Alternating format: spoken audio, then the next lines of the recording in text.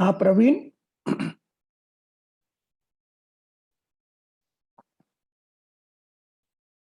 प्रवीण आप ज्वाइन हो गए हैं।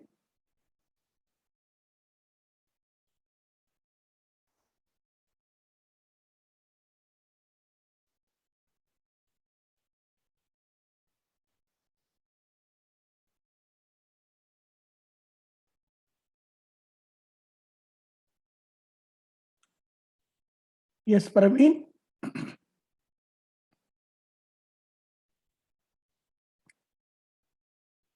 प्रवीण आप ज्वाइन हो गए हैं।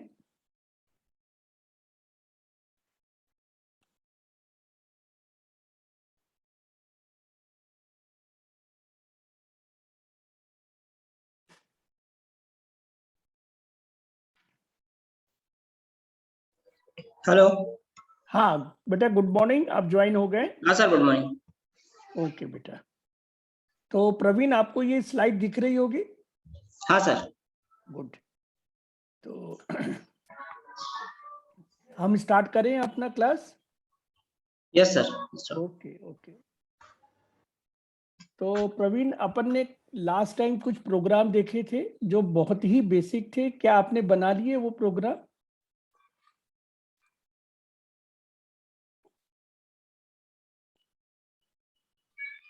हेलो। हाँ प्रवीण, आपको हाँ आवाज सर, आ? एक दो ट्राई किए थे। एक दो ट्राई किए थे। Good, very good. तो अब उसी के कंटिन्यूशन में आप आज आपको मैं बताना चाह रहा हूं कि लास्ट टाइम तो केवल हमने आउटपुट देखा था। हाँ इस बार हम इनपुट और आउटपुट और साथ में इनपुट और कैलकुलेट और आउटपुट, तो ये पूरा आपको सेक्शन, तीनों सेक्शन की जानकारी आज हम लोग देंगे। तो ओके सर। ओके, तो अब देखिए, मैं आपको ये बताना चाहता हूं कि जो पहले हमने अपना डिसाइड किया था सिलेबस, तो उसमें हमने सीरियल नंबर 6 तक आपको बता दिया था। आज हम आपको simple input output and simple input calculate output the program, ये दो चीजें बताएंगे आज। तो इस तरीके से आने वाले, हो सकता है कि 4 या 5 क्लास में हम लोग ये 30 पॉइंट तक खत्म हो जाएगा हमारा। ठीक है? हाँ सर। ओके बेटा, तो चलिए अब मैं आपको बहुत सिंपल तरीके से फिर समझाने की कोशिश कर रहा हूं। तो इस बार हमें प्रोग्राम में इनपुट और आउटपुट, ये दो चीजों पर ध्यान देना है। हम किस तरीके से प्रोग्राम में इनपुट कर सकते हैं और जो हम इनपुट करते हैं उसे हम आउटपुट कैसे करेंगे, ये आपको आज समझना है। तो यहाँ पे मैं आपको एक ऑब्जेक्ट दे रहा हूं। इस ऑब्जेक्ट का ध्यान से देखिए। इस ऑब्जेक्ट में आपको ये बोला जा रहा है कि write a program to read a value. आपको एक वैल्यू रीड करनी है। एज्यूम करिए कि वो वैल्यू है 15 और इसी वैल्यू को हमें डिस्प्ले करना है अपने स्क्रीन में। तो ये प्रोग्राम बन जाता है इनपुट करने का और साथ ही साथ बनता है ये प्रोग्राम आउटपुट करने का। तो इस पर हमें आज ध्यान देना है कि ये टास्क में हमें ऐसा क्या दिख रहा है कि कहाँ हमें इनपुट और कहाँ आउटपुट दिख रहा है। तो यहाँ पे देखिए, ये आपको रीड लिखा हुआ है, तो ये रीड का मतलब है इनपुट करना। और यहाँ पे लिखा है डिस्प्ले, तो इस डिस्प्ले का मतलब है कि आउटपुट करना। तो ये जो प्रोग्राम का टाइप क्या हुआ, ये प्रोग्राम का टाइप हुआ इनपुट करना और केवल आउटपुट करना। अब हम देखते हैं कि इस टाइप के ऑब्जेक्ट को कैसे एनालिसिस किया जाता है। अब इस एनालिसिस में वही स्टेप हमको फॉलो करने हैं जो हमने पिछले बार किए थे। तो पहला स्टेप हमें ये समझना है कि जो 15 दिया है उसे हम इस तरीके से बना सकते हैं कि let a is equal to 15। तो यहाँ पे मैंने एक तरीके का एक्सप्रेशन बना लिया है जिसमें मैंने लिखा है कि a इज इक्वल टू 15 है। अब मुझे क्या करना है, अब मुझे एक रिक्वायर्ड टू इनपुट करना है। अब मैं इस ए को इनपुट करूंगा तो यहाँ पे मैं लिखूंगा कि मेरे पास इनपुट के लिए कौन सा लेबल है। तो मेरे पास में लेबल है यहाँ पर ए, तो मैं यहाँ पर ए लिखूंगा। हालांकि ये जो ए है इसे हम क्या बोल सकते हैं, इसे हम बोलते हैं अननोन। तो यहाँ पर क्या है, ए क्या है आपका, ए है अननोन। तो जितनी भी इस तरीके के लेबल होते हैं जो कि अननोन होते हैं उसी को हम बोलते हैं वेरिएबल, इसी को बोलते हैं हम वेरिएबल। यानी इस प्रोग्राम में हमें बोला है कि एक नंबर रीड करना है, तो उस नंबर को हमने मान लिया है कि एक लेबल जिसको हम ए बोलते हैं, और ये ए हमारे लिए अभी अननोन है। अब इस अननोन को हम बोलेंगे वेरिएबल। तो ये वेरिएबल के द्वारा हम इनपुट लेंगे। अब इस प्रोग्राम में कोई भी इस तरीके का मैनिपुलेशन नहीं दिख रहा है, इसलिए यहाँ पे हम डायरेक्टली कैलकुलेट को लिख सकते हैं कि नील। तो रिक्वायर्ड टू कैलकुलेट क्या लिखेंगे, हम नील लिख देंगे। अब ध्यान से देखिए, हमें आउटपुट करना है, तो इस आउटपुट में हम लिख रहे हैं यस, और हमें वैल्यू ऑफ ए, यानी यहाँ पर ए को मैंने लिखा है, तो इस ए का मतलब है वैल्यू ऑफ ए। हमें वैल्यू ऑफ ए को प्रिंट करना है। तो ये हमारा सेकंड फॉर्मूला बन जाता है या टेम्पलेट बन जाता है, या इस तरीके का आपका अंडरस्टैंडिंग बनता है कि अगर प्रोग्राम में केवल इनपुट और आउटपुट है तो उसकी जानकारी हम अपने आप कैसे लेंगे। तो ये आपको यहाँ पर क्लियर करके समझा रहे हैं कि सबसे पहले आप एक लेबल को मानिए कि वो नंबर एक कोई लेबल है जिसको हम ए बोलेंगे। अच्छा, इसी को आइडेंटिफायर भी बोलते हैं, इस ए को आइडेंटिफायर भी बोलते हैं। क्यों? क्योंकि ये नंबर को मैं आइडेंटिफाई कर रहा हूं किसी लेबल के द्वारा, तो ये मेरा लेबल आइडेंटिफायर भी कहला सकता है। अब इस ए को मैं इनपुट करना चाहता हूं, तो मैं लिखूंगा रिक्वायर्ड टू इनपुट ए, और इसी तरह लिखेंगे रिक्वायर्ड टू कैलकुलेट नील। क्यों? क्योंकि यहाँ पर कैलकुलेशन हमें नहीं दिख रहा है। रिक्वायर्ड टू आउटपुट में मैं जरूर यस बोलूंगा और यहाँ पे मैं लिखूंगा ए। तो इसका इंटरप्रिटेशन ये होगा कि आपको वैल्यू ऑफ ए हमें डिस्प्ले करानी है। अब ये एक चीज याद रखिए कि कोई भी प्रोग्राम में, मैं आपको एक फॉर्मूला दे देता हूं कि कोई भी प्रोग्राम में, इन एनी प्रोग्राम, चाहे वो किसी भी टाइप का हो, देयर इज ए मिनिमम क्या रहेगा वहां पे, a output, there is a minimum one output. कोई भी हालत में उस प्रोग्राम में एक आउटपुट होना जरूरी होता है। ऐसा कोई भी प्रोग्राम बिना इनपुट के बन सकता है, बिना कैलकुलेशन के बन सकता है, लेकिन बिना आउटपुट के प्रोग्राम नहीं बन सकता है। जब भी हमें कोई प्रोग्राम बनाना है तो सबसे पहले हमें उसे आउटपुट के सेंस में समझना चाहिए। अगर आउटपुट हमें समझ में आ गया, जैसे कि हमने पिछले क्लास में देखा था कि हमें आउटपुट दिख रहा था, तो हमने उसके लिए केवल प्रोग्राम पर ध्यान लगाया था। अब हम जब समझ गए हैं कि आउटपुट तो हम कर सकते हैं, तो अब हमारा आगे का स्टेप आता है कि उसमें इनपुट किस तरीके से हम जोड़ें। तो यहाँ पे हमने सेकंड स्टेप, यानी कि हमारा सेकंड फॉर्मूला चल रहा है कि प्रोग्राम में इनपुट और आउटपुट करते समय हमें किस तरीके से उसका एनालिसिस करना चाहिए। तो प्रवीण, ये चीज आपको क्लियर हो गई यहाँ पे? हाँ सर। ओके बेटा, तो चलिए मैं अब इसके आगे आपको लॉजिक समझाने की पहले कोशिश करूंगा, फिर हम नॉर्मली जो प्रोग्राम बनाते हैं उस प्रोग्राम को बनाने की कोशिश करेंगे। हाँ, ओके। तो चलिए अब देखिए, इसमें लास्ट टाइम के आपका जो मैंने फ्लो चार्ट बताया था, मैंने आपको एक ड्राई रन बताया था, उसी को आप फिर से कंपेयर करिए। तो देखिए उस प्रोग्राम में जब हमारे पास केवल आउटपुट था तो हमने एक बॉक्स कम बनाया था। हमने डायरेक्टली स्टार्ट से आउटपुट में गए थे और आउटपुट से सीधा एंड में गए हाँ, थे। इस बार हम स्टार्ट से इनपुट में जाएंगे और इनपुट से आउटपुट में और आउटपुट से हम एंड में जाएंगे। तो हाँ, ये हमारी स्ट्रेटेजी बना के आपको रखनी पड़ेगी कि हम किस तरीके से अपने फ्लो को स्टार्ट से एंड में जा रहे हैं। तो देखिए हमें पता है कि हमारे प्रोग्राम में दो इम्पोर्टेंट रिक्वायरमेंट है।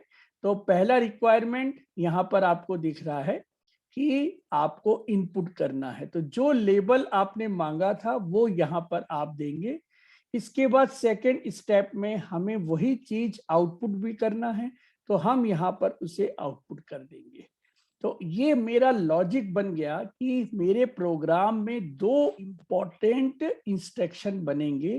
पहला तो इनपुट के लिए बनेगा और दूसरा बनेगा आउटपुट के लिए। अगर ये चीज आपके दिमाग में बैठ जाती है तो फिर गलतियां कम होंगी। अगर ये बैठेंगी नहीं तो हर समय हमसे गलतियां होती रहती हैं।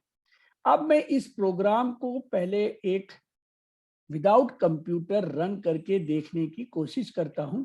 अगर ये हमारा प्रोग्राम रन हो जाता है हमारे लॉजिक से, तो फिर हम डायरेक्टली अपने लैंग्वेज में इस प्रोग्राम को कोड करेंगे और उसे फिर कंप्यूटर के द्वारा रन करेंगे।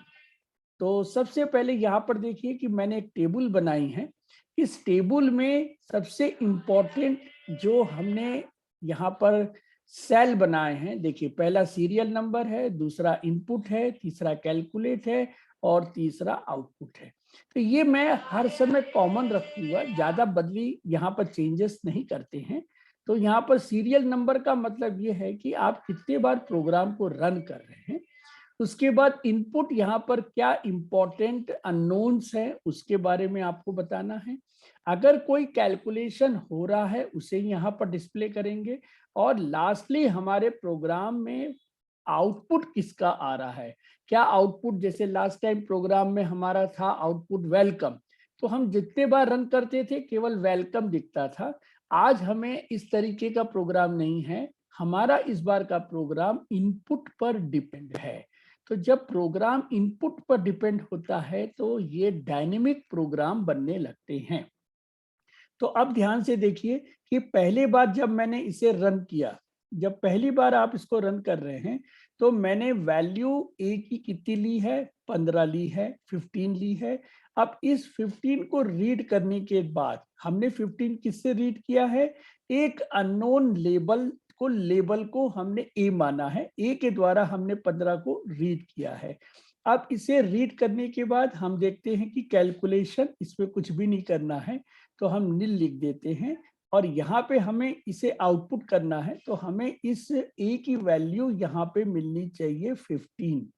अगर ये 15 मिल जाती है तो मान के चलिए कि आपका प्रोग्राम सही चल रहा है। अब इसको हमें टेस्ट करना है। तो पहली बार तो हमने इसको अपने लॉजिक से समझने की कोशिश की, तो दूसरी बार हमें क्या करना है, दूसरी बार हमें इसे टेस्ट करना है। तो टेस्ट करने के लिए देखिए हम क्या करेंगे, एक और नया कंसेप्ट लेंगे जिसमें हमने सेकंड बार रन किया और इस रन में हमने 15 की जगह क्या डाल दिया, आप 25 डाल दिया, 25 डाल दिया, यानी कि मैंने इनपुट को चेंज कर दिया। अब मैंने इनपुट को चेंज किया और मुझे कैलकुलेशन तो यहाँ पर भी नहीं करना है, लेकिन मुझे जो आउटपुट है वो पहले 15 मिल रहा था, अब मुझे यहाँ पर 25 मिलना चाहिए। अगर ये 25 मिल जाता है इसका मतलब है कि आपका प्रोग्राम अब टेस्टेड हो गया, अब कोई दिक्कत नहीं है, अब आप डायरेक्टली इसे बना सकते हैं। तो यहाँ पे आप ये देख रहे हैं कि जैसे इनपुट चल रहा है वैसा ही आउटपुट में भी चेंजेस आ रहे हैं। तो यहाँ पे तो मिरर इमेज बन रही है कि इनपुट जैसा है आउटपुट वैसा ही आ रहा है। तो प्रवीण, ये आपको लॉजिक समझ में आ गई यहाँ पे? हाँ सर। बिल्कुल सही बात है। तो अब हम प्रोग्राम बनाने की कोशिश करेंगे। क्या आप तो प्रोग्राम बनाने की कोशिश कर सकते हो, खुद भी बना सकते हो इसका प्रोग्राम? हाँ बना सकते हैं। बिल्कुल बना सकते हैं, ये मुझे कॉन्फिडेंस चाहिए आपका। तो अब देखिए मैं आपको एक प्रोग्राम बना के दिखा रहा हूं। अब आपका जो दिमाग में प्रोग्राम है और यहाँ पे जो प्रोग्राम है दोनों अलग अलग होने नहीं चाहिए, एक ही होना चाहिए। तो अब ध्यान से देखिए कि आपने जो सोचा वो यहाँ पर आ रहा है कि नहीं आ रहा है। तो देखिए यहाँ पे मैंने प्रोग्राम की कोडिंग भी लिखी है, बहुत सिंपल ढंग से लिखा है। यहाँ पे हमने लास्ट टाइम हम अपने प्रोग्राम में केवल आउटपुट इंस्ट्रक्शन लिखते थे, इस बार हमने अपने प्रोग्राम में इनपुट भी लिखा है। ठीक है, तो ये यहाँ पर ध्यान देने वाली बात है कि ऐसा यहाँ पर और क्या क्या नई चीज आपको दिख रही है। तो आपको दो चीजें नई दिखेंगी। सबसे पहले यहाँ पर हमने एक इस तरीके का इंस्ट्रक्शन बनाया है जिसमें हमने अपने अननोन को एक डेटा टाइप का नाम दिया है। ये जो इंट है यहाँ पे उसे हम बोलते हैं डेटा टाइप। इस डेटा टाइप से मतलब ये है कि यहाँ पे आपको ये बताना पड़ेगा कि जो आपका अननोन है वो टाइप कौन सा है। तो ये जो इंट आपने लिखा है इसका पूरा नाम इस तरीके से हम बोल सकते हैं, दैट इज इंटीजर हो जाता है। तो इंटीजर का मतलब ये है कि आपको कोई भी नंबर रीड करने हैं तो वो नंबर होल नंबर होंगे जिसमें कि कोई भी आपका डेसिमल नंबर नहीं आएगा। तो सपोज 10 हो सकता है, 100 हो सकता है, -15 हो सकता है, इवन जीरो करना है तो जीरो भी हो सकता है। तो इस तरीके के नंबर को हम बोलते हैं इंटीजर। अब इस इंटीजर में भी खास बात ये होती है कि इसका मिनिमम नंबर भी हो सकता है और मैक्सिमम नंबर भी होगा। यानी आप इस नंबर को ध्यान से देखें कि इंटीजर हमें नंबर रीड करना है तो कितने बड़े नंबर रीड कर सकते हैं, कितने छोटे नंबर रीड कर सकते हैं। तो अभी मैं केवल यहाँ पर आपको एक जिज्ञासा के लिए छोड़ दे रहा हूं कि मिनिमम कितना होगा और मैक्सिमम कितना होगा। तो आप इसे गूगल करके एक बार देखिए कि मिनिमम और मैक्सिमम इस इंटीजर के क्या हो सकते हैं, क्योंकि आपको ये प्रोग्राम रीड करना है। तो आप प्रोग्राम में हम बड़े से बड़ा नंबर भी रीड कर सकते हैं, छोटा से छोटा नंबर। देखिए कोई भी मशीन एक अपने लिमिट में काम करती है, ऐसा कोई भी एक मशीन नहीं है कि जिसका लिमिट ना हो। तो ये याद रखें कि हर चीज यहाँ पे लिमिट में ही होती है। सबके लिए एक हमने कॉन्स्टेंट बना के रखा है, उसी के अकॉर्डिंग आपको काम करना है। अब यहाँ पे सेकंड स्टेटमेंट की तरफ हम ध्यान देते हैं, जो कि आपको एक नया स्टेटमेंट दिख रहा है। इसका देखिए नाम है सी इन। तो यहाँ पे जब भी हमें कोई डेटा कीबोर्ड से रीड करना रहता है तो उसे हम बोलते हैं सी इन। कंसोल से इनपुट लेना है और इसमें हम इस तरीके का ऑपरेटर लगाएंगे जिसमें कि आप देख रहे हैं कि ग्रेटर साइन का साइन लगा हुआ है। तो यहाँ से आपको वैल्यू एक्सट्रैक्ट करना है, ये एक्सट्रैक्ट कर रहे हैं आप, और ये कीबोर्ड से एक्सट्रैक्ट करने के बाद अपने मेमोरी में प्लेस कर रहे हैं। तो जैसे ये मेमोरी में प्लेस हो जाता है तो आपके पास में एलिजिबल हो जाते हैं कि आप इस आउटपुट इस वैल्यू को हम आउटपुट भी कर सकते हैं। तो यहाँ पर देखिए हमने उसके लिए वही फॉर्मूला लिखा है जो लास्ट टाइम लिखा था वेलकम के लिए। तो यहाँ पे आपने सी आउट ए लिख दिया है। तो इस तरीके से आप अपने प्रोग्राम में इनपुट और आउटपुट का बना सकते हैं। तो इस प्रोग्राम को हम रन करके देखेंगे और आपको भी समझ में आएगा कि कैसे रन होता है। तो मेरे ख्याल से प्रोग्राम में अगर कोई आपको डिफिकल्टी आई है या आपको नहीं समझ में आया प्रवीण तो बताएं मेरे को। नहीं सर, तो ये लिखने का तरीका ये है। हाँ, ये तो आपको अब याद आने लग जाएगा, तो आपको कोई अब आपके ध्यान में आने लगेंगी बातें। तो चलिए ये प्रोग्राम मैंने आपको बताया। अब इससे मिलता जुलता प्रोग्राम और भी बन सकता है, उसको हम एक बार और देख लें वैरायटी में। तो वो भी इनपुट आउटपुट ही बेस रहेगा। तो यहाँ पे देखिए मैं आपको सेकंड प्रोग्राम बता रहा हूँ। इस सेकंड प्रोग्राम में आपका ऑब्जेक्ट क्या है। अब देखिए फिर से ध्यान से ऑब्जेक्ट को पढ़िए। इस प्रोग्राम का ऑब्जेक्ट क्या है? कभी भी याद रखें, कोई भी ऑब्जेक्ट के बिना प्रोग्राम नहीं बनता है। तो पहले तो हमें टास्क फिक्स करना पड़ेगा कि हमें करना क्या है। यही करने के लिए बहुत समय लग जाता है, क्योंकि बहुत लोगों को यही नहीं पता है कि हमें करना क्या है। तो ऑब्जेक्ट लिखना बहुत जरूरी है, और आप भले जो भी समझ रहे हैं डिफिकल्टी, उसको आप डिफिकल्टी लिखिए यहाँ पे। दैट डिफिकल्टी एक्चुअली हमें उसको एनालिसिस करना है। तो हमारे पास में ऑब्जेक्ट क्या है? हमारे पास ऑब्जेक्ट है कि write a program to read a value से 5। ये लास्ट वाला ही प्रोग्राम है, लेकिन हमें यहाँ डिस्प्ले क्या करना है, इस पर बस ध्यान दीजिए। यहाँ पर डिस्प्ले करना है इट्स स्क्वायर। यहाँ पे जो भी नंबर है उसका स्क्वायर करना है, और हमें स्क्रीन में रिजल्ट देना है। तो ये ऑब्जेक्ट अगर हमें दिमाग में बैठ जाता है तो हम जल्दी से एनालिसिस की तरफ चलते हैं। अब एनालिसिस में देखिए, हमने पुराना ही अपना स्टेप लिया है। तो पहला स्टेप पे मैंने मान लिया कि मेरा जो भी एक नंबर रीड करना है, चाहे वो 5 है, चाहे 6 है, चाहे दूसरा नंबर है, उसके लिए मैंने एक अननोन लिया है, दैट इज द ए। और इस वेरिएबल के थ्रू, इस अननोन के थ्रू, इस आइडेंटिफायर के थ्रू मैं इस 5 को, इस डेटा को रीड करके रखूंगा। अब यहाँ पे देखिए, मैंने आपको इनपुट लिया है, तो मैंने इनपुट के लिए वही स्टेटमेंट लिया है, दैट इज इनपुट ए। यहाँ पे एक कंफ्यूजन आता है कि मैंने बोला है कि स्क्वायर बनाना है, क्योंकि मिरर इमेज नहीं आ रहा है, यानी कहीं ना कहीं मैनिपुलेशन की बात जरूर मन में आती है। तो निश्चित ही आप यहाँ पर बोलेंगे कि सर आपने यहाँ पर नील क्यों लिखा है। मैं अभी ये वाला जो गेट है उसको खोल नहीं रहा हूँ। क्यों? क्योंकि मेरे आउटपुट में ही इतनी ताकत है कि वो इस तरीके के काम को खुद ही कर सकता है। हमें कोई इंटरमीडिएट रिजल्ट नहीं चाहिए। या मैं ये बोलूं कि मुझे अपना जो रिजल्ट है उसे कहीं पर भी स्टोर नहीं करना है। जब मुझे रिजल्ट ही स्टोर नहीं करना है तो मैं डायरेक्टली इस कैलकुलेट गेट को नहीं खोलूंगा, और मैं आउटपुट की ही एनर्जी को देखता हूं, उसके स्ट्रेंथ को देखता हूं कि क्या वो इस तरीके की चीजें भी डिस्प्ले कर सकता है। तो अब देखते हैं हम तीसरा important characteristics of in the output. तो पहले हमने देखा था क्या, उसको पहले मैं रिवाइज करा देता हूं। देखिए फिर से मैं बोलता हूं, पहले हमने देखा कि वेलकम कैसे प्रिंट करते हैं, तो ये आउटपुट में आपने देख लिया। अब आपने दूसरी बार क्या देखा कि एक वैल्यू को कैसे रीड कर कैसे राइट करते हैं, तो ये भी दो चीज हो गई। अब देखिए इंपॉर्टेंट बात कि आपका जो वैल्यू है वो मैनिपुलेट भी हो रहा है, और डायरेक्टली क्या होगा, उसका रिजल्ट भी शो होगा।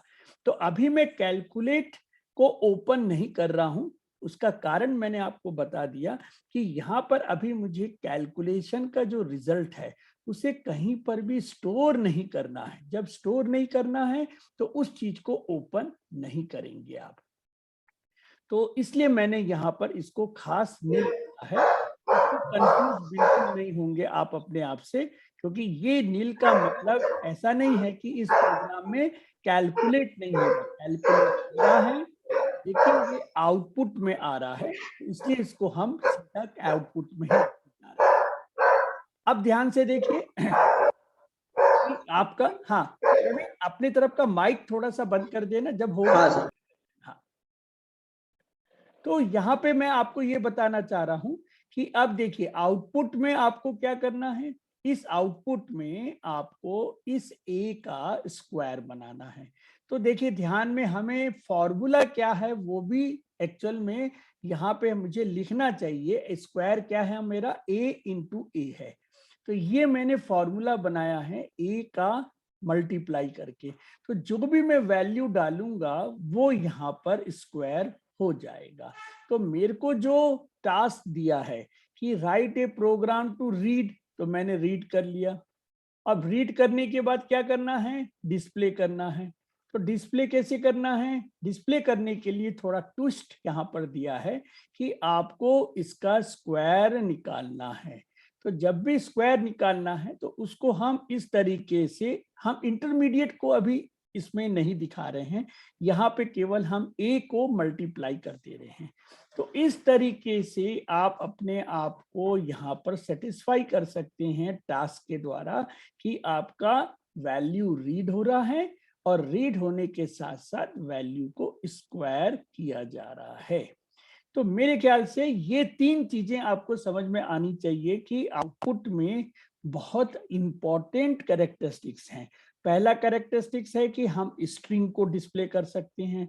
दूसरा कैरेक्टरिस्टिक्स है किसी भी वेरिएबल के वैल्यू को प्रिंट कर सकते हैं।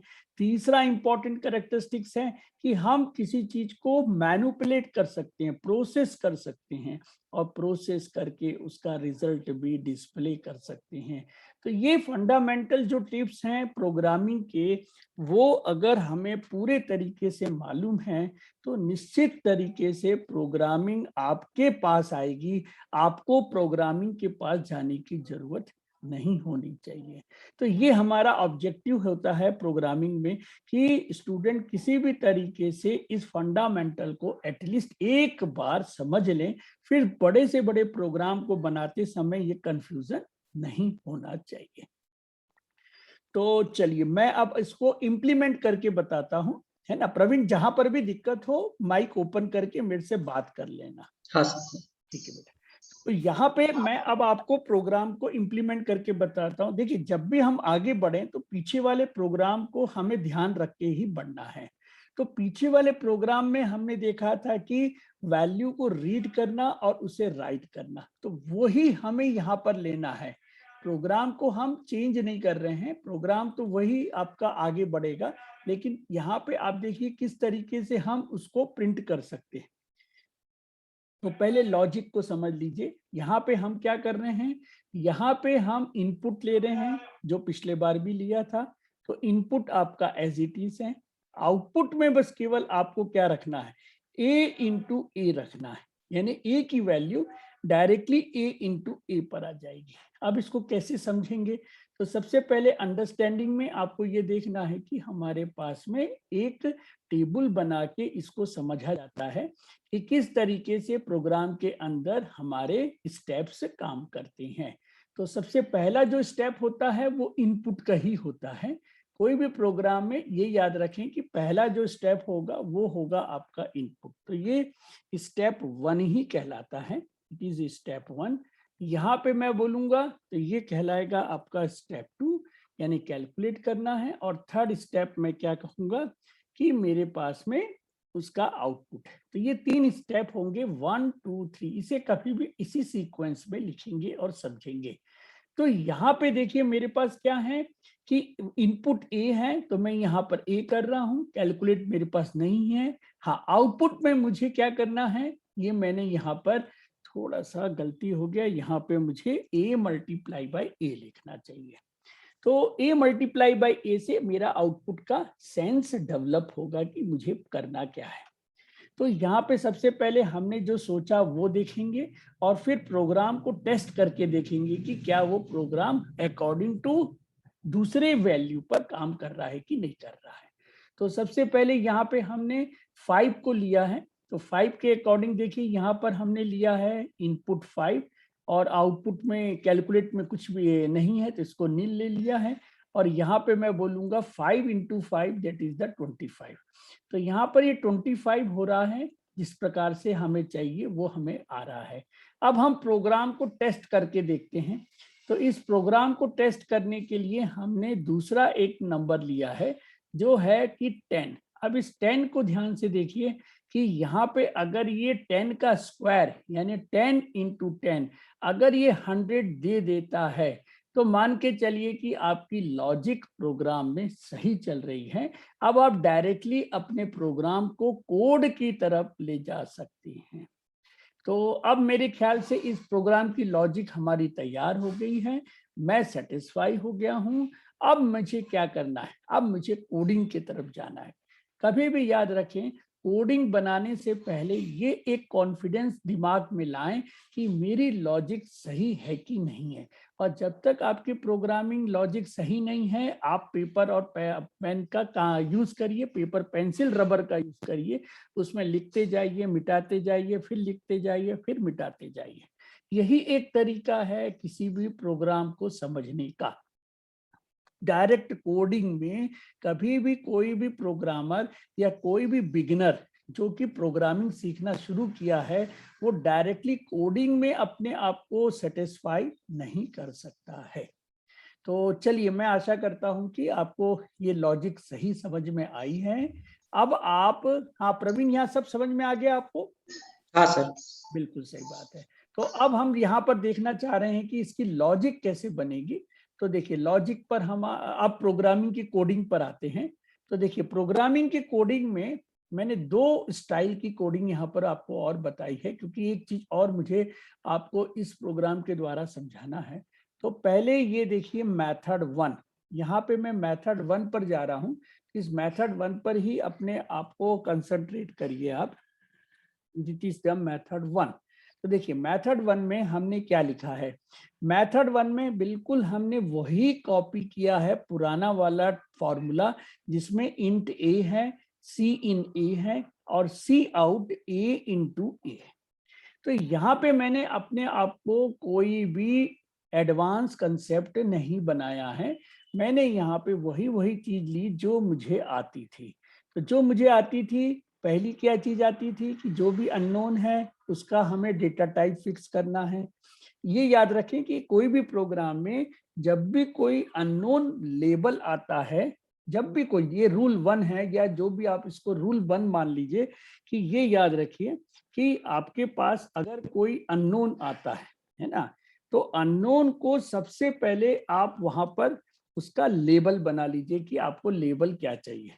फॉर एग्जाम्पल, हमने बनाया ए, तो हमने ए बना लिया। अब इस अननोन को इमीडिएटली ये समझिए कि इसमें कौन से टाइप का आपको वैल्यू रखना है, इसका क्या वैल्यू रहेगा, इस टाइप का वैल्यू क्या क्या हो सकती है। तो आप ध्यान में रखेंगे, जैसे इसके अंदर 15 हो सकते हैं, इसके अंदर -5 हो सकता है, इसके अंदर 0 हो सकता है। तो अगर इस तरीके की चीज इसमें होती है, तो सबसे पहले आपको देखना है कि भाई इस टाइप का डेटा टाइप क्या है ना, इस टाइप का डेटा आपका क्या है, तो उसे हम बोलते हैं डेटा टाइप क्या होता है। तो जैसे ही डेटा टाइप आपको समझ में आए, तो आप यहाँ पर इसे लिखेंगे इंटीजर। क्यों? क्योंकि आपका जो भी यहाँ पर सैंपल आ रहे हैं, वो सारे के सारे सैंपल होल नंबर में हैं, इसलिए इसको यहाँ पर आप इंट लिख सकते हैं। अगर आपका वैल्यू, अगर आपका जो वैल्यू है वो फ्रैक्शनल का हो, जैसे 15.25 है, और आपके पास सपोज करिए 0.0 है, या फिर -5.27 है, तो ऐसे केस में आप क्या करेंगे? ऐसे केस फ्लोट।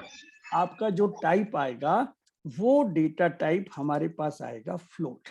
क्यों? क्योंकि ये आपका यहाँ पर क्या है कि फ्रैक्शनल वाले डेटा टाइप को सेटिस्फाई करेगा। तो अभी हमने प्रोग्राम केवल इंटीजर का बनाया है, आप इसको दूसरे तरीके से फ्लोट बना सकते हैं। अच्छा, फ्लोट में क्या ताकत है? फ्लोट में ये ताकत है कि आप अपने को इंटीजर में भी सेटिस्फाई कर सकते हैं, और आप अपने को डेसिमल नंबर में भी, फ्रैक्शनल नंबर में भी सेटिस्फाई कर सकते हैं। तो यहाँ पे आपका फ्रैक्शनल नंबर भी आ सकता है। कैसे आएगा? जैसे फ्लोट है, तो फ्लोट में मैं अगर 2.0 लिखता हूं, तो ये मेरा बन गया इंटीजर, तो ये मेरा इंटीजर कहलाएगा। और इसी को मैं 2.5 कहूंगा, तो ये मेरा फ्लोट कहलाता है। तो मेरे को फ्लोट लेने से दोनों कंसेप्ट क्लियर होते हैं। तो इंटीजर से बड़ा होता है फ्लोट, ये ध्यान रखेंगे। जब भी आप इंटीजर लेते हैं, तो इंटीजर से बड़ा होता है फ्लोट, और इंटीजर से छोटा भी होता है, जिसको हम बोलते हैं कैरेक्टर। तो ये जो कैरेक्टर होता है वो इंटीजर से छोटा होता है। यानी यहाँ पे मैं अगर करेक्टर लिख दूं तो कोई भी गलत बात नहीं होगी, ये करेक्टर है। तो करेक्टर छोटा होता है, इंटीजर बड़ा होता है और फ्लोट उससे बड़ा होता है। एक्चुअल में ये बड़ा होने का जो कंसेप्ट मैं आपको बता रहा हूँ, ये इस तरीके से समझा जाता है कि ये जो करेक्टर है वो मेमोरी में 1 बाइट स्पेस ऑक्यूपाई करता है। इंटीजर जो है वो 2 बाइट स्पेसिफाई करता है, और ये जो फ्लोट है ये 4 बाइट आपके स्पेस को ऑक्यूपाई करता है। तो आप इससे अंदाजा लगा सकते हैं कि इसमें ये जो बाइट लिखा है ये है मेमोरी का यूनिट। अब मेमोरी का यूनिट में 1 बाइट, 2 बाइट, 4 बाइट, तो आप बता सकते हैं कि भाई फ्लोट सबसे बड़ा होगा क्योंकि ये ज्यादा स्पेस लेता है। तो ज्यादा स्पेस क्यों लेता है? क्योंकि इसमें नंबर बड़े से बड़े जो होते हैं वो आते हैं। तो वो हम एक बार देखेंगे कि रेंज क्या होता है। तो ये आप कहीं भी गूगल में एक बार देखिए कि हर इस डेटा टाइप का रेंज क्या है ना, डेटा टाइप का रेंज क्या होता है। तो आपको इसमें सही है। है ना। अगर ये इसको कैरेक्टर ले लेंगे तो फिर इसमें न्यूमेरिक डाल सकते हैं, हाँ न्यूमेरिक करेक्ट, वैल्यू। हाँ न्यूमेरिक आप डाल सकते हैं, लेकिन उसका आस्किक वैल्यू लेगा वो, है ना। आस्की वैल्यू का मतलब आप समझ गए होंगे कि जैसे मैंने 0 डाला तो 0 का आस्की वैल्यू चला जाएगा, ना कि वो 0 रहेगा। 0, देखिए 0 इज ए न्यूमरिक, और न्यूमरिक जो होता है उसे हम डेसिमल नंबर की बात कर रहे हैं। लेकिन यहाँ पे अगर आपने करेक्टर डाल दिया, देखिए मैं आपको यही बता दूं, जैसे फॉर एग्जांपल आपने यहाँ पर 0 नहीं डालूंगा क्योंकि वो ओ से थोड़ा सा वो मिसमैच होता है, लेट 1 डाला, तो इंटीजर 1 और कैरेक्टर 1 इन दोनों में अंतर है। ये जो इंटीजर है, अगर इस इंटीजर में मैं 1 + 1 करता हूं तो मेरे को यहां पर 2 मिलेगा। लेकिन अगर मैं यहां पर 1 + 1 करता हूं तो मुझे 2 नहीं मिलेगा, यहां पे मिलेगा ASCII value of 1 plus ASCII value of 1। ठीक है, तो यहाँ पे हमें आस्की वैल्यू कितनी होती है वो हमें पता करनी पड़ेगी। जैसे 0 की 48 होती है तो इसकी 49 होगी, तो 49 + 49, तो ये एक जो संख्या बन के आएगी, तो ये संख्या का जो भी आंसर है उस आस्की टेबल में जो नंबर होगा वो सिंबल आपको मिलेगा। पूरा ही रॉन्ग हो जाएगा सर। हाँ वो पूरा चीज, तो वो इसका सेंस वो नहीं है, मतलब करेक्टर में आपको मैथमेटिकल काम नहीं करना चाहिए। तो ये हमारे लिए एक्चुअल में थोड़ा सा डिफिकल्टी है। हम फ्लोट में कर सकते हैं, हम इंटीजर में कर सकते हैं, तो यहाँ पे आपको इस तरीके से नहीं करना है। तो चलिए, तो ये मैंने आपको बताया मेथड 1 में। अब मैं बात करता हूं मेथड 2 की। देखिए मेथड 2 में मैं क्या चाहता हूं कि थोड़ा सा आपको जो अपना प्रोग्राम है इनपुट आउटपुट के लिए यूजर फ्रेंडली बनाना है। एक हम बार बार स्टूडेंट से बोलते हैं, प्रोग्रामर से बोलते हैं कि हमारा जो प्रोग्राम है वो यूजर फ्रेंडली बने।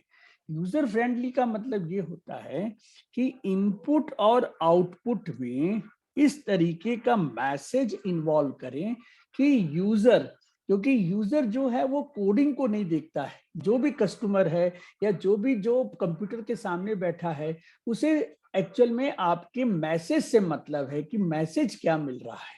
अगर मैसेज उसको दिमाग में बैठता है तो वो उसके अकॉर्डिंग काम करेगा। तो यहाँ पे आपको एक्चुअल में मैसेजिंग करना आना चाहिए। तो जैसे मैंने यहाँ पर देखिए मैसेजिंग करके आपको बताया है। तो देखिए हमारे को ये पता है कि सी आउट में एक और ताकत है, वेलकम की ताकत है, तो उस ताकत को हम यूज करते हैं यहाँ पे। ठीक है, यहाँ पर एक डबल कोट मैंने नहीं लगाया, ये डबल कोट भी है। ठीक है, तो अब देखिए ध्यान से कि यहाँ पे हमने ए को, यही प्रोग्राम जो हमने यहाँ पर लिया है मेथड ए में, वही तो प्रोग्राम शायद स्क्रीन स्क्रीन नहीं आ रही शायद आपकी। नहीं आ रही। हाँ चेंज नहीं हो रही, वही वाली चल रही। नहीं, इसी स्क्रीन में ये मेथड 2 लिखा है, मैं मेथड 2 दिखा आपके पास? नहीं नहीं नहीं दिख रहा सर, वो नहीं दिख रहा, वो वाली नहीं। नहीं, यहाँ पे मेथड 2 लिखा आ रहा है। सर ये इसमें दो प्रोग्राम जो बने हुए हैं ना, एक तो एक A × A का, हाँ और वही बता रहा हूँ मैं, वही बता रहा हूँ, दूसरा वाला ही बता रहा हूँ, ये दूसरा ही वाला बता रहा हूँ प्रवीण में। हाँ ठीक सर। हाँ, तो इस मैंने अभी स्लाइड बदली नहीं है, ये स्लाइड आपकी वही है। अब इसमें ध्यान से देखिए कि ये जो मेथड 1 लिखा था ये मेथड 2 में कैसे चेंज हो रहा है। अब देखिए मेथड 2 में हम लोग ये देख रहे हैं कि यहाँ पे मैंने लिखा है सी आउट, पहले मुझे सी इन ए करना है। तो देखिए इसको कंपेयर करिए आपके लेफ्ट हैंड के कोडिंग से। सी इन के पहले मैंने लिख दिया है सी आउट इंटर ए। ये दिख रहा है आपको, इंटर ए लिखा है। हाँ हाँ हाँ, तो इस इंटर ए लिखने से फायदा ये है कि जब भी ये प्रोग्राम रन होगा तो आपको आपके स्क्रीन में क्या मिलेगा, आपके स्क्रीन में मिलेगा इंटर ए। ठीक है, अब इंटर ए मिलेगा तो यूजर जो भी है उसको ए की वैल्यू इनपुट करनी है। ठीक है, तो इनपुट करेगा वो ए की वैल्यू। तो यहाँ पे मैं सपोज करिए एक स्क्रीन यहाँ पर आप अपने आप को रख लीजिए समझने के लिए। तो यहाँ पे आपको सबसे पहले स्क्रीन में क्या मिलेगा, इंटर ए। तो इस इंटर ए के सामने में आप ए की वैल्यू डालेंगे। सपोज वो 5 आपने डाला, तो 5 डालने के बाद में देखिए सी आउट। अब सी आउट को मैंने थोड़ा सा मैसेज के फॉर्मेट में यूजर फ्रेंडली बनाया है। तो इसको ध्यान से देखिए कि हमने कैसे बनाया है। ये चीज को अगर आप समझ जाएंगे तो आपका प्रोग्राम बहुत ही यूजर के लिए फायदेमंद हो सकता है। देखिए प्रोग्राम कभी भी यूजर के लिए बनाया जाता है, तो यूजर को पता होना चाहिए कि किस तरीके का इसके अंदर में इनपुट आउटपुट हो रहा है। तो जैसे ही आउटपुट में देखिए यहाँ लिखा है मैंने square of a is a multiply by a. तो इसका क्या मतलब निकल रहा है, तो इसमें स्क्वायर ऑफ जो है, स्क्वायर ऑफ का मतलब ये हो गया कि सबसे पहले मुझे मैसेज मिलेगा कि स्क्वायर ऑफ क्या है। तो यहाँ पे मुझे स्क्वायर है ना, यहाँ पे मैं जो भी आपका मैसेज, ये वेलकम प्रोग्राम जैसा है, तो यहाँ मुझे मैसेज मिलेगा स्क्वायर ऑफ ई। अब ये जो ए है यहाँ पे वेरिएबल है, ना कि ये स्ट्रिंग कांस्टेंट है। देखिए जो भी डबल कोट से लिखे हैं वो सारे के सारे स्ट्रिंग कांस्टेंट है, और जब स्ट्रिंग कांस्टेंट होते हैं तो वो वेलकम प्रोग्राम को याद करना है। तो जैसे वेलकम प्रोग्राम प्रिंट होता था वैसे ही यहाँ पर जो भी डबल कोट में लिखा है वो प्रिंट हो जाएगा। तो यहाँ पे आएगा आपका स्क्वायर ऑफ ए। तो ए की वैल्यू सपोज 5 मैंने ली थी तो 5 आएगी। अब उसके पास एक मैसेज है इज, तो स्क्वायर ऑफ 5 इज। तो देखिए यहाँ पर स्क्वायर ऑफ 5 इज आ गया, और उसके बाद आ गया 5 इंटू 5 दैट इज द 25। तो यहाँ पे जो मैसेज मिला मुझे कि स्क्वायर ऑफ 5 इज 25, अब इस मैसेज से हमें पूरा का पूरा माइंड में डिसीजन लेने के लिए हो गया कि 5 का स्क्वायर 25 आता है। आया समझ में? हाँ सर। हाँ हाँ, ये चीज को ध्यान रखना है प्रोग्रामिंग करते समय। देखिए मेथड 1 जो आप लेफ्ट साइड देख रहे हैं ये बिल्कुल कोर है, इसमें कोई भी आपने बहुत बड़ा अपना मतलब यूजर फ्रेंडली नहीं बनाया है। ये तो सबसे मिनिमम रिक्वायरमेंट है प्रोग्राम बनाने की। लेकिन जब आप मेथड ए में अपने आप को सेटिस्फाई कर लेंगे तो मेथड 2 की तरफ जाना है आपको। ये आपकी एक्सरसाइज होनी चाहिए, और ये जितनी अच्छी होगी वही प्रोग्रामर से प्रोग्रामर डिफरेंट होता जाता है।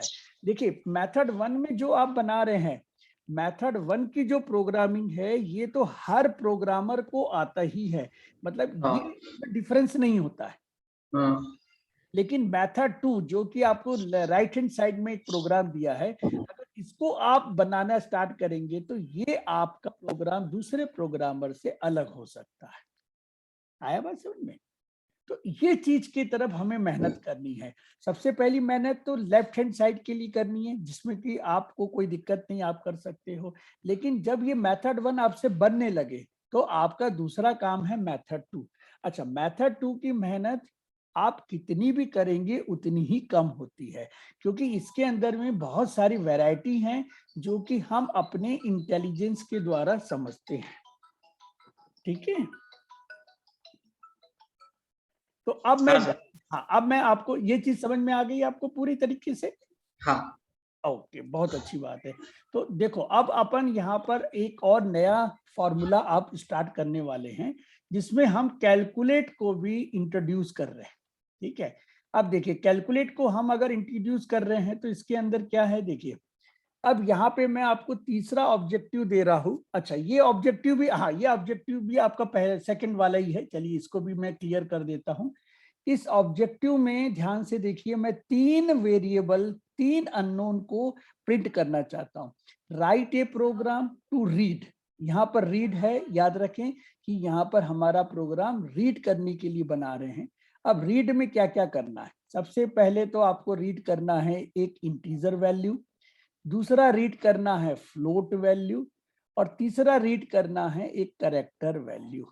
तो ये प्रोग्राम मैंने इसलिए रखा है कि आपको 3 डेटा टाइप से फैमिलियर करा सकूं। अब ये 3 वैल्यू को रीड करने के बाद आपको जितने भी वैल्यू हैं उसे डिस्प्ले कर देना है। तो अब देखिए इस प्रोग्राम का एनालिसिस कैसे करेंगे। तो सबसे पहले एनालिसिस में बोलेंगे कि let a is equal to 5, b is equal to 3.14 and c is equal to x यहाँ पर सिंबल है, तो जो भी आपका सिंबल है उसको हम सिंगल कोट में डालते हैं। ये आपका बनता है कैरेक्टर। डबल कोट में डालेंगे तो वो स्ट्रिंग बन जाता है। आया समझ में? तो हमें स्ट्रिंग नहीं बनाना है, हमें यहाँ पर कैरेक्टर बनाना है। अब देखिए यहाँ पर रिक्वायर्ड टू इनपुट पर आइए। तो देखिए रिक्वायर्ड टू इनपुट क्या बना, मेरे पास 3 अननोन है तो मैं डाल रहा हूं ABC। तो ABC यहाँ पर बन गया आपका इनपुट। अब यहाँ पर आपको कोई कैलकुलेशन तो करना ही नहीं है, तो फिर से आप नील कर दीजिए। अब आपको आउटपुट जरूर करना है, तो आउटपुट में यहाँ पर लिखा हुआ है रिक्वायर्ड टू आउटपुट ABC, यानी मैंने जो A और B C माना था, जिसे मैंने इनपुट लिया है, उसे मैं यहाँ पर डिस्प्ले कर रहा हूं। तो जब भी एक से ज्यादा वैल्यू इनपुट करने हैं तो हम इस तरीके का एनालिसिस माइंड में करेंगे। आया प्रवीण समझ में? हाँ सर। ठीक है, तो हाँ। चलिए अब इसकी लॉजिक समझ लें हम। लॉजिक वैसे ही है, बड़ी ज्यादा डिफिकल्ट नहीं आपको लगेगी। अब यहाँ पर लॉजिक में आपको क्या करना है देखिए यहाँ पर लॉजिक में सिंपल है कि यहाँ पर आपको इनपुट जो दिया है उस इनपुट में आपको एक के साथ 3 लेने हैं। तो ABC आ गया आपका इनपुट, A भी लेना है, B भी लेना है, C भी लेना है। इसी तरीके से आउटपुट की बात करें हम, तो आउटपुट यहाँ पर आ गया A, B और C। तो जो आपका इनपुट है वही मिरर इमेज आपकी आउटपुट पे भी आनी चाहिए। तो अब ये मेरा लॉजिक सही है कि नहीं, इसे मैं देखता हूं अपने ड्राई रन के द्वारा। तो ये मैं ड्राई रन करवाना चाहता हूं। हर स्टूडेंट को ये करना चाहिए। जिस तरीके से माइंड में डेवलप होगा वैसे ही कंप्यूटर में ही बनता है। ठीक है, मतलब मैं एक चीज पर यकीन रखता हूं, जैसा हम सोचते हैं वैसा ही हम करते हैं। तो यहाँ पे आपने क्या सोचा है? यहाँ पे हमने ये सोचा है कि मेरे पास इनपुट में ABC रहेगा, ये ABC यहाँ पर है, और आउटपुट में क्या रहेगा? आउटपुट में भी आपका ABC ही रहेगा। तो मैं लिख देता हूँ, मैंने अभी लिखा नहीं है, तो ये A, B और C आ जाएगा। अब ध्यान से देखिए कि यहाँ पे जब मैंने पहली बार आपका प्रोग्राम रन किया तो जो मैंने सोचा था वही रन होना चाहिए। तो मैंने क्या सोचा था? मैंने सोचा था कि मेरा पास में जो इनपुट है वो 5 3.14 x है। तो देखिए अगर मैं इनपुट ले रहा हूं और आउटपुट में मुझे यही चीज मिल रही है तो मान के चलिए कि मेरा कंसेप्ट सही है। अब मैं क्या करूंगा? मैं प्रोग्राम का एक टेस्टिंग करूंगा। अब इस टेस्टिंग में मैं देखूंगा अगर मेरी वैल्यू तीनों चेंज हो जाती है, जैसे यहाँ पर लिखा है 15 103.14 और Z सिंबल। तो अगर मैं 3 चीजें आपकी नहीं लेता हूं और ये तीनों चीजें मेरे को प्रोग्राम के द्वारा मिल जाती है तो हमें ये पता चल जाएगा कि हमारा प्रोग्राम सही है। ठीक है, तो चलिए मैं अब आपको प्रोग्राम को रन करके बताता हूं, जिससे कि आपका ये प्रोग्राम को अभी मैं पहले एक बार कोडिंग करके पूरा खत्म हो जाए फिर रन होगा इसके ऊपर। तो अब मैं आगे आपको इसकी कोडिंग बताना चाह रहा था। तो देखिए कोडिंग इस तरीके से बनेगी। तो यहाँ पे मैंने देखिए आपको फिर से 2 लेफ्ट और राइट 2 प्रोग्राम बताए हैं। तो ये पहला जो लेफ्ट साइड है उसको आप पहले मेथड 1 मानिए और इसके बाद जो है आपका मेथड 2 है। तो मेथड 1 जो है विदाउट आपका मैसेजिंग है, लेकिन मेथड 2 जो है वो आपकी विद मैसेजिंग है। तो सबसे पहला जो रिक्वायरमेंट बनता है प्रोग्राम बनाने का वो बनता है मेथड 1। और जब मेथड 2 की बात करें तो मेथड 2 में आपको मैसेजिंग करनी आनी चाहिए। तो मेथड 1 में ध्यान से देखिए कि यहाँ पर मैंने 3 इनपुट लिए हैं और जो 3 इनपुट लिए हैं सबका डेटा टाइप भी अलग अलग है। तो इंटीजर ए है, फ्लोट बी है, कैरेक्टर सी है। तो हमें भी वही टाइप के वैल्यू को रीड करना है। हमें कौन कौन से वैल्यू को रीड करना है? हमें रीड करना है 5। तो हमने यहाँ पर 5 के लिए बनाया है इंटीजर ए। हमने यहाँ पर रीड करना है 3.14, तो मैंने बनाया है फ्लोट बी। अब मुझे सिंबल रीड करना है दैट इज एक्स, तो मैंने उसको बनाया है कैरेक्टर। अब देखिए ये 3 डेटा टाइप बना लिया आपने। तीनों डेटा टाइप के आपने एक लेबल भी लग दिया, ए बी और सी। तो आपका सबसे पहला इंस्ट्रक्शन क्या बनेगा? तो पहला इंस्ट्रक्शन बनेगा आपका सी इन।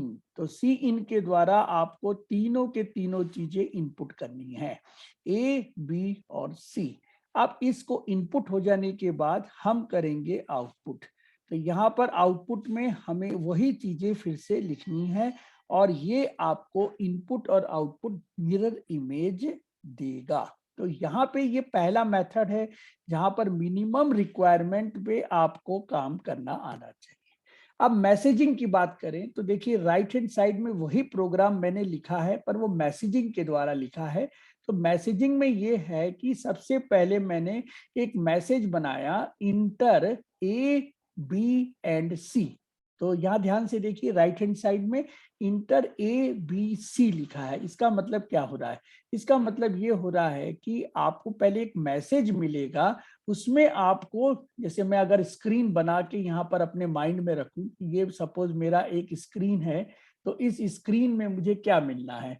इस स्क्रीन में मुझे मिलना है कि इंटर ए बी एंड सी। तो यहाँ पे मुझे एक मैसेज मिलेगा, तो इस मैसेज को मैं अपने कंप्यूटर में एज इट इज दिखाऊंगा, जिसमें कि मेरा जो यूजर है जो कि एकदम लेमैन है उसे पता चलना चाहिए कि कंप्यूटर की क्या डिमांड चल रही है। तो इंटर ए बी और सी, और अब इसके सामने में मैं ए की वैल्यू डालूंगा, तो ए की वैल्यू 5 हो गई और बी की वैल्यू 3.14 हो गई और सी की वैल्यू लेबल एक्स हो गया। तो ये 3 वैल्यू मैं जब इनपुट कर दूंगा तो सबसे पहले मुझे ए की वैल्यू प्रिंट होगी, तो ए के साथ में उसका मैसेज मिलेगा, ए इज इक्वल टू 5। तो इसके बाद मैंने एंड लाइन लगाया है। आप देखिए यहाँ पर एंड एल लिखा है, तो एंड एल का मतलब है कि आपको नेक्स्ट लाइन में दूसरा वैल्यू आउटपुट मिलेगा, दैट इज 3.14।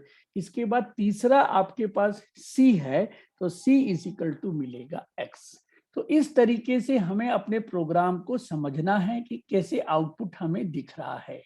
तो मेरे ख्याल से ये जो सेकंड मेथड है यही एक फिनिशिंग मेथड कहलाती है और यही एक्चुअल में स्टूडेंट को समझना पड़ेगा कि हमें किस तरीके से कस्टमर को और अपने जो आगे लेमैन बैठा है उसे कैसे डिस्प्ले करना है। तो प्रवीण, ये मेथड 2 मेथड 1 समझ में आया आपको? हाँ सर। ठीक है, तो चलिए मैं अब आपको आगे लेके चल रहा हूं जिसमें कि अब आपको कैलकुलेशन स्टेप भी समझाना है। तो देखिए कैलकुलेशन स्टेप समझाते हैं।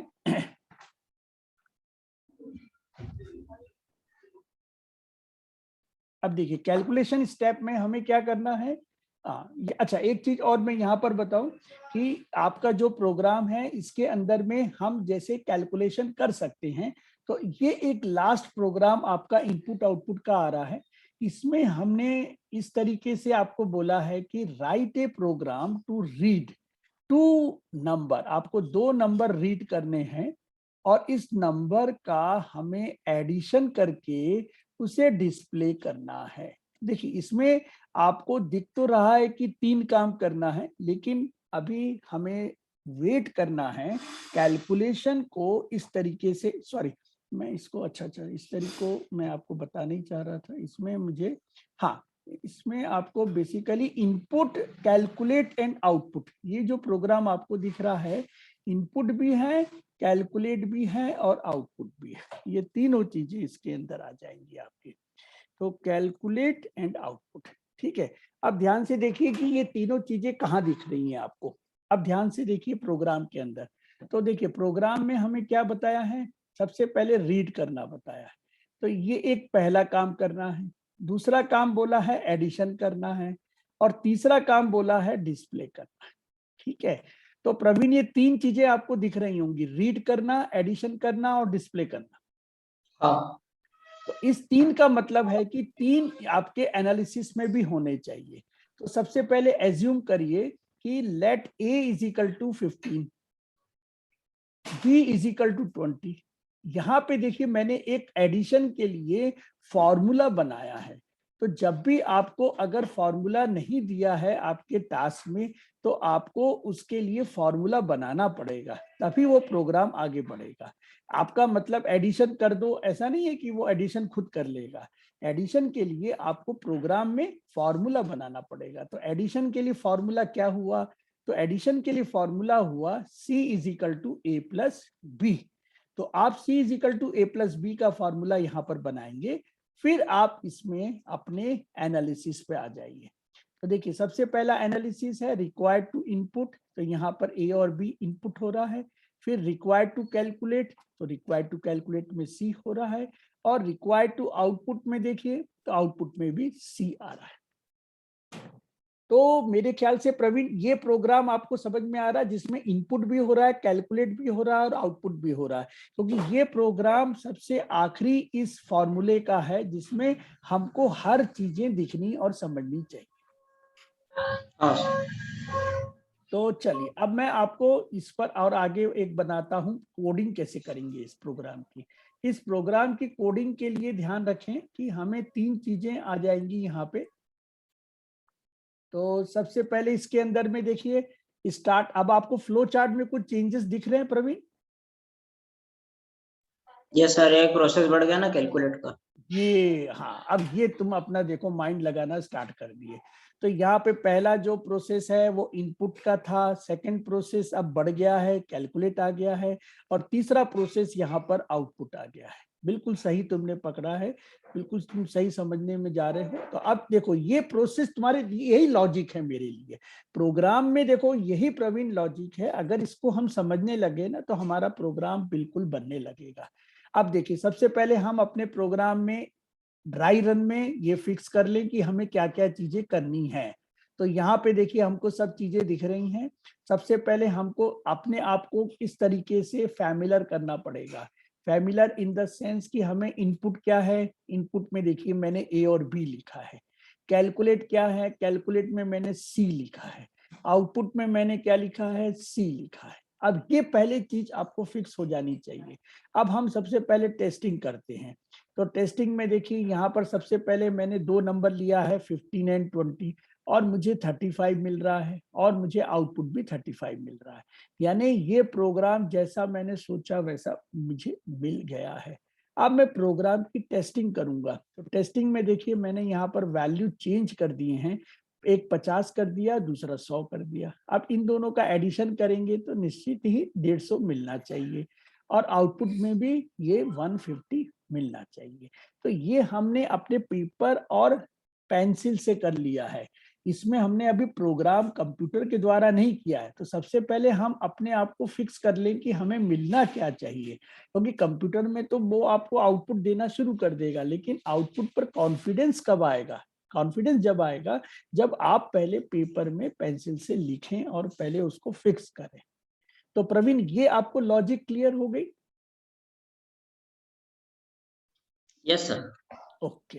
तो अब प्रोग्राम इसका बनाने में तुमको कॉन्फिडेंस कितना आएगा, 10 में से 10 बना लोगे? अब तुमको कॉन्फिडेंस आ रहा है कि नहीं आ रहा है? हाँ सर, आ रहा है। तो दोबारा ट्राई देखो, करूँगा। हाँ अब इसका मतलब है कि आपको कॉन्फिडेंस मुझे किसी भी तरीके से बढ़ाना है, और कोई बात नहीं, देखो देख के तो सब बना लेते हैं, लेकिन आपको कॉन्फिडेंस आना चाहिए कि मैं बना के देखना चाहता हूँ। तो चलिए अभी तो मैं आपको इस प्रोग्राम को यहीं पर डायरेक्ट बता रहा हूँ कि यहाँ पे मैंने इंटीजर ए बी सी लिया है। ठीक है, क्योंकि तीन यहाँ पर अननोन है, ए बी सी। तो याद रखिए कि इनपुट जो डेटा टाइप हम बनाते हैं उसमें इनपुट को भी इन्वॉल्व करते हैं, कैलकुलेट को भी इन्वॉल्व करते हैं, और आउटपुट को भी इन्वॉल्व करते हैं। ठीक है, तो ये 3 चीजें आपको ध्यान रखनी है, यहाँ पर तीनों चीजें आपकी दी हैं। तो सबसे पहले इनपुट किसको करना है, ए और बी, सी को इनपुट नहीं करना है। सी हमारा कैलकुलेट है, इसलिए उसको मैंने यहाँ पर कैलकुलेशन स्टेटमेंट में डाला है, c is equal to a plus b. तो प्रवीण इसको याद रखना, क्योंकि बहुत सारे प्रोग्रामर और जो हमारे बिगिनर्स रहते हैं वो सी को भी इनपुट में डाल देते हैं। तो सी को इनपुट में नहीं डालना है, सी हमारा कैलकुलेशन में जाएगा और ये हाँ। हमारे आउटपुट में आएगा C is equal to C out, C out में सी आएगा। ठीक है, तो ये प्रोग्राम जो आपको अब दिख रहा है, इसमें देखिए इनपुट सेक्शन भी है, कैलकुलेशन सेक्शन भी है और आउटपुट सेक्शन भी है। ठीक है, तो ये प्रोग्राम से आपका है ना कॉन्फिडेंस अब बढ़ने लगेगा। अब मैं जो आपको प्रोग्राम दे रहा हूं थोड़ा सा इससे डिफिकल्ट वाला रहेगा, लेकिन वो आपको बन जाएगा, ये निश्चित है, मान के चलिए। तो देखिए मैं कैसे आपको बताता हूँ। तो सबसे पहले देखिए ये प्रोग्राम का टास्क है, इस टास्क को देखिए आप। इस टास्क में देखिए आपको क्या दिख रहा है, write a program to read 2 number, 2 number इसमें भी रीड करना है। लेकिन आपको मैं अब 4 टास्क दे रहा हूं करने के लिए, एडिशन करना है, सब्ट्रैक्शन करना है, मल्टीप्लिकेशन करना है और डिवीजन करना है। ठीक है, और डिस्प्ले करना है सारे रिजल्ट। तो यहाँ पे सारे मैनिपुलेशन आपको करने हैं। आया समझ में प्रवीण? हाँ सर। तो अब देखो इसमें जो हमने पुराना वाला प्रोग्राम लिखा था उसी को हम यूज करेंगे। तो देखिए ये ना जैसे मैथमेटिक्स करते हैं ना कि फॉर्मूला पता है तो हम आगे काम कर लेते हैं, तो यहाँ पर भी आपको है ना प्रोग्राम के टेम्पलेट याद रखने पड़ेंगे। आपका प्रोग्राम किस टेम्पलेट से मैच कर रहा है, तो ये टेम्पलेट आप यूज करेंगे यहाँ पर। जैसे मैंने ए और बी 2 अननोन वेरिएबल लिए, मैंने यहाँ पर 4 हाँ। इक्वेशन बना लिए हैं, C1 C2 C3 C4। आया समझ में? हाँ। यहाँ पे फिर हमने रिक्वायर्ड टू इनपुट कर दिया है ए और बी, और यहाँ में हमने रिक्वायर्ड टू कैलकुलेट कर दिया है C1 C2 C3 C4। हाँ। और यहाँ पे आउटपुट में भी same C1 C2 C3 C4 आ गया। ठीक है, तो मेरे ख्याल से अब तुमको यहाँ पर कॉन्फिडेंस आ जाएगा कि हम किस तरीके से एनालिसिस करते हैं, है ना। अब यहाँ पे हम इस प्रोग्राम की लॉजिक देखना चाहेंगे। तो देखिए लॉजिक में भी वही चीजें हैं जो पुराने वाले लॉजिक में थी, इसमें हमने वही पूरी लिए है, लेकिन ए और बी, ए प्लस बी के जगह में हमने 4 चीजें ले ली हैं, C1 C2 C3 C4। ठीक है, यहाँ पर हमने क्या लिया है, C1 C2 C3 C4 ले लिया है। तो यहाँ पर देखिए अगर मैंने इस A और B में 4 और 2 डाला, तो यहाँ पर जब 4 और 2 डालोगे तो क्या मिलेगा, C1 में 4 + 2 6 हो जाएगा, क्यों, क्योंकि एडिशन करना है। अब आपको यहाँ पर करना है सब्ट्रैक्शन, तो 4 - 2 हो जाएगा, तो 2 मिल गया। इसके बाद आपको मल्टीप्लीकेशन करना है, 4 × 2 करना है तो 8 मिल जाएगा। अब डिवीजन करना है तो 4/2 यहाँ पर 2 मिलेगा। ठीक है, तो इस तरीके से आपका कैलकुलेशन हो जाएगा और यही आउटपुट हो जाएगा। लेकिन टेस्टिंग करते समय देखिए एक चीज मैंने और आपको बढ़ा दी है, जिसमें 5 और 3 लिया है। तो 5 और 3 को जब डिवाइड करेंगे तो यहाँ पे कितना मिलेगा आपका, 5 से अगर हम 3 से डिवाइड करेंगे तो यहाँ पर आपको 1.5 मिलना चाहिए। कितना मिलेगा? हाँ प्रवीण, यहाँ अगर आप कैलकुलेट करें, हाँ, ये डेसिमल नंबर आ जाएगा। ये डेसिमल नंबर आ जाएगा। हाँ। अब जब डेसिमल नंबर आ रहा है आपका, इसका मतलब है कि आपको कहीं ना कहीं अपने डेटा टाइप को उस तरीके से बनाना पड़ेगा। ठीक है, अगर आप डेटा टाइप को उस तरीके से बना रहे हैं तो ही आपको इस तरीके से मिलेगा यहाँ पे। ठीक है, तो चलिए यहाँ पर अपन इसको है ना, इसको यहाँ पे हम लोग क्या कर सकते हैं,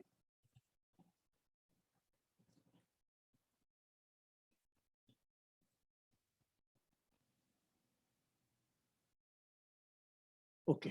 तो चलिए यहाँ पर अपन इसको यूज करते हैं, एक सेकेंड।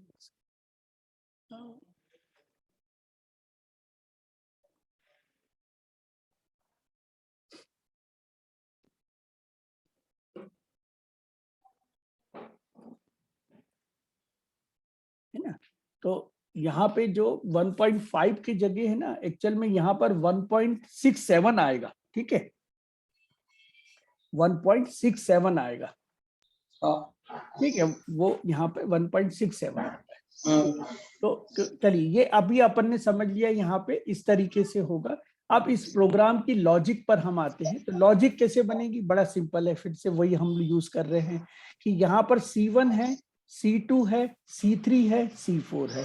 इसको हम इस तरीके से लिखेंगे और आउटपुट में हमें क्या करना है, C1 then C2 then C3 then C4। तो ये मेरे ख्याल से हमारा प्रोग्राम का लॉजिक सही है और इसको मैं कंफर्म कर देता हूं और इसको अब रन करके हम देखते हैं कि किस तरीके से आउटपुट सब में मिलेगा। सर ये डेसिमल नंबर में नहीं चलेगा ना? हाँ, ये डेसिमल नंबर पे नहीं चलेगा। अब डेसिमल नंबर पे आपको बनाना है तो इंट के जगह सिंपली क्या ले लेंगे आप, फ्लोट, बस। तो आपके दोनों जो टेस्टिंग है वो कंप्लीट हो जाएगा, ठीक है। तो अभी अपन इसको बना के देखते हैं, फिर आपको समझ में आ ही जाएगा सारी चीजें। तो चलिए मैं आपको प्रोग्राम एक एक करके इसमें रन करके भी दिखा देता हूं। तो सबसे पहले हम कंपाइलर पर जाते हैं, कंपाइलर पर जाते हैं।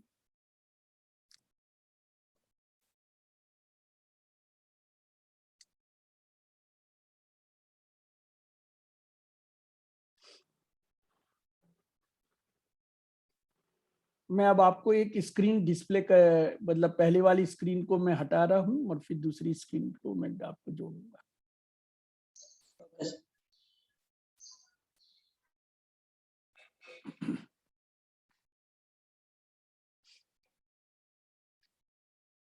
हाँ, आपको नई स्क्रीन दिख रही है अभी? हाँ ठीक है। दिख रही। तो चलिए अब अपन यहाँ पे पहले तो सबसे पहले अब इस प्रोग्राम को जो दिया है उसी रन करके देख लीजिए ये प्रोग्राम रन हो रहा है कि नहीं। तो इस प्रोग्राम में एज इट इज रन करेंगे आप, तो यहाँ पे आपको प्रोग्राम रन होता हुआ हेलो वर्ल्ड दिख रहा है। इसका मतलब है हमारा कंपाइलर चल रहा है।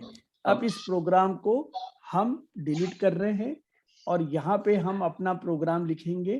तो पहला प्रोग्राम हमारा था कि आपको प्रिंट करना है वैल्यू, एक वैल्यू रीड करनी है और उसे प्रिंट करना है। तो मैं डायरेक्टली प्रोग्राम को यहाँ से कॉपी कर रहा हूँ और अपने वाले कंपाइलर में पेस्ट कर देता हूँ। तो देखिए आपको ये प्रोग्राम दिख रहा है अभी। हाँ। अब इसको रन करिए आप। तो रन करने के बाद देखिए ये वेट कर रहा है, कर्सर देखिए ध्यान से नीचे है ना, ब्लिंक कर रहा है। हाँ, इनपुट वैल्यू चाहिए। इनपुट वैल्यू चाहिए। तो यही मैसेजिंग वाला काम मैं जो आपको बता रहा था वो होना चाहिए। अभी ये क्यों ब्लिंक कर रहा है ये नहीं पता है मुझको। सही। तो यहाँ पे सपोज करिए कि मुझे पता है तो मैं 15 डाल रहा हूँ और जैसे ही मैंने इनपुट किया देखिए यहाँ पर 15 मेरे को दिख रहा है। हाँ। तो ये मतलब हुआ कि मेरा पहला वाला प्रोग्राम सक्सेस है। अब मैं दूसरा प्रोग्राम यहाँ पर रन करता हूँ जहां पे मैं इसको स्क्वायर बनाने की कोशिश की थी मैंने। तो चलिए मैं स्क्वायर बनाने की कोशिश में क्या करूंगा, केवल यहाँ पे मुझे जो चेंज करना है वो a मल्टीप्लाई बाई ए करना है और कुछ भी चेंज नहीं है। तो मैं इसको यहाँ पर इस तरीके से चेंज कर देता हूँ। अब इसको रन करके देखते हैं। तो मैंने 5 इनपुट डाला तो मुझे 5 इंटू 5 25 मिलना चाहिए, ठीक है। तो मैंने 5 डाला है यहाँ पे तो मुझे मिलेगा, अच्छा आके चला गया वो, ओके। एक मिनट फिर से रन करते हैं हम। तो सबसे पहले इस रन में देखेंगे 5 और मैंने यहाँ पर इसको इनपुट डाला है तो मुझे यहाँ पर मिलना चाहिए 25, ठीक है। तो ये 25 यहाँ पर आपको दिख रहा है। अब इसकी मैसेजिंग वाला काम मैं आपको समझा रहा था तो वो थोड़ा सा मुझे आपको समझाना है कि मैसेजिंग कैसे मिलती है, इसको ध्यान से देखिए। तो यहाँ पे देखिए मैंने आपको मैसेजिंग के लिए एक नया प्रोग्राम दिया है। इसके अंदर में आपको सबसे पहले एक मैसेज बनाया है आपने, इंटर ए। उस मैसेज को आप डिस्प्ले करोगे, उसके अकॉर्डिंग इसमें इनपुट करोगे। फिर यहाँ पे आपको मैसेज में लिखना है स्क्वायर ऑफ दिस, तो ये स्क्वायर ऑफ दिस करेंगे और यहाँ पे उसको आप as it is message print करेंगे। तो देखिए कैसे मैसेज प्रिंट हो रहा है। अब देखिए मैं आपको इसको रन करके दिखाता हूँ। तो इस रन करने में सबसे पहले हमें मिल रहा है इंटर ए। तो देखो प्रवीण, यहाँ पर मैसेज मिल रहा है। अब ये मैसेज से हमको थोड़ा सा माइंड में डेवलपमेंट होता है कि एग्जैक्टली मुझे यहाँ पर वैल्यू डालनी है। तो देखिए ये मैसेज आ रहा है, स्क्वायर ऑफ 5 इज 25। आया समझ में? यही आपको करना आना चाहिए बस। वो जो पहला मेथड है वो तो सरल था, उसमें कोई दिक्कत नहीं, लेकिन ये सेकंड मेथड को आपको बनाना है। ठीक है, अब मैं आपको बताता हूँ कि जो इनपुट आपका ये वाला था, जिसमें कि हम लोगों ने ना एडिशन वाला प्रोग्राम बनाया था, उसको हम रन करके एक बार देखना चाह रहे हैं। तो चलिए इस प्रोग्राम को मैं रन कर रहा हूँ। अब देखिए इस प्रोग्राम में मैंने एडिशन का बनाया है। तो एडिशन में मुझे क्या करना है, एक मैसेज डिस्प्ले करना है। नहीं, ये तो मेरे 3 वैल्यू हैं, तो इस 3 वैल्यू को पहले अपन देख लेते हैं। तो इस 3 वैल्यू में आपको प्रिंट करना है। ठीक है, एक्चुअल में डबल कोट जो है वो MS वर्ड में अलग आ जाता है और इसमें आपको अलग देना है। और ये आपका आ गया। ठीक है, तो देखिए यहाँ पे हमने इसको बना लिया है। अब इसको हम रन करके देखते हैं। तो यहाँ पे देखिए इंटर A, B और C है, और यहाँ पे मैं 3 वैल्यू डालूंगा, सिलेक्ट 5, और 5 के बाद में मुझे डालना है हाँ 5 के बाद में डालूंगा 3.14। याद रखिए कॉमा कहीं नहीं लगाएंगे। ठीक है, यहाँ पे एक मैसेज हो गया, अपने को 5 डालना था तो हम पर 5 डालेंगे। 5 के बाद में है 3.14 और इसके बाद है एक सिंबल सी एक्स, ये एक्स सिंबल है। तो देखिए मैंने यहाँ पर 3 वैल्यू डाल दिए हैं। अब मुझे एज इट इज आउटपुट मिलना चाहिए। तो देखते हैं एज इट इज आउटपुट मिल रहा है कि नहीं। तो देखिए यहाँ पर तीनों मिल रहे हैं। ए की वैल्यू 5 मिल रही है, बी की वैल्यू 3.14 और सी की वैल्यू एक्स मिल रही है। तो यहाँ पे आपने इंट लिया है, फ्लोट लिया है और कैरेक्टर लिया है। आया समझ में? हाँ सर, तीनों मिल गए। ठीक है, अब देखिए लास्ट 2 प्रोग्राम है जिसमें एडिशन और हम देख रहे हैं पूरा वाला तीनों इनपुट आउटपुट और कैलकुलेट के लिए देखेंगे। तो देखिए यहाँ पे मैंने एक प्रोग्राम लिखा है जिसमें एडिशन ऑफ 2 नंबर है। इसको मैं रन करके दिखा रहा हूँ। तो इसमें देखिए सबसे पहले वो 2 वैल्यू के लिए वेट करेगा। तो लेट 5 एंड 10। अब मैं इंटर करूंगा तो मुझे 15 मिलना चाहिए। तो देखिए मुझे 15 मिल रहा है, यानी कि मेरा प्रोग्राम सही चल रहा है। अब हम लास्ट प्रोग्राम देख रहे हैं जिसके अंदर में हमें सारे कैलकुलेशन करने हैं। तो C1 C2 पूरा करना है हमें। तो वो वाला प्रोग्राम हम देख रहे हैं। तो देखिए ध्यान से कि इसके अंदर में मैंने तीनों चीजें आपकी इन्वॉल्व हैं। इनपुट भी है, कैलकुलेट भी है और आउटपुट भी है। ये मैंने प्रोग्राम को यहाँ डायरेक्टली पेस्ट किया है। अब इसको रन करके देखते हैं। तो यहाँ पे हम पहले डालते हैं जो हमने वहां पर देखा था कैलकुलेशन में 4 और 2 डालते हैं। तो जैसे ही हम 4 और 2 डालते हैं तो हमें चारों चीजें मिलनी चाहिए। ठीक है, चलो पहले तो रन करके देखते हैं कहीं पर हमारा अगर मिस्टेक आ रहा है। यस, मिस्टेक आ रहा है कहीं पर। यहाँ पर मिस्टेक कहाँ पर आ रहा है, C2 पर आ रहा है। C2A प्लस, हाँ ये इसका जो ऑपरेटर है। अब ठीक होगा। Yes, now it is running.